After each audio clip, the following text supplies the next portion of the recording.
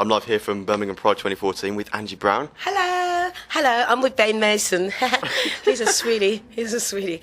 It's been a great day, but you know, I just think that the Birmingham Pride people are sort of holding back a bit. But it is early, and people will kind of warm up as the day goes on. But it's a great drinks down pride. It's a great pride. It isn't raining. That's the best thing. So it was yesterday. It was terrible. Oh, honey. So it's a lot. It's a lovely day. Yep. So how was your performance? I really enjoyed it.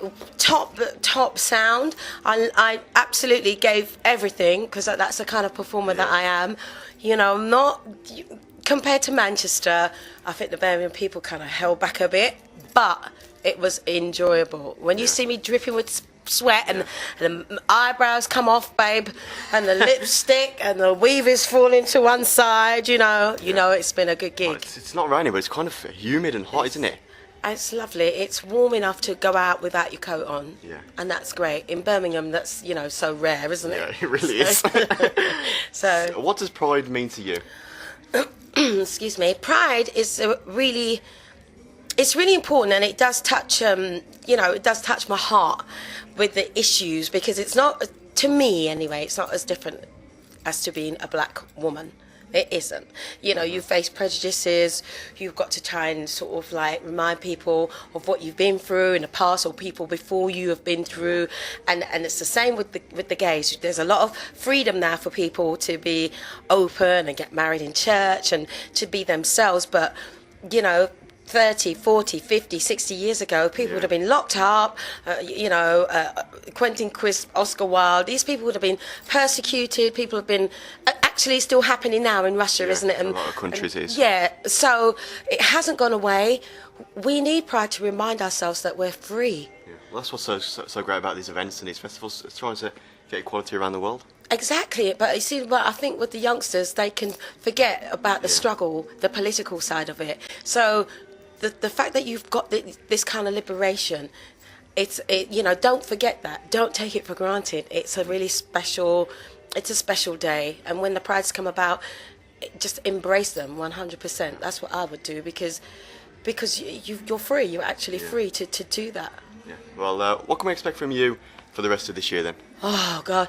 Well, a lot of people know that I did The Voice, which was really interesting. Nobody turned around, but I'll tell you what, I was one of the only artists ever to get a standing ovation on that TV show.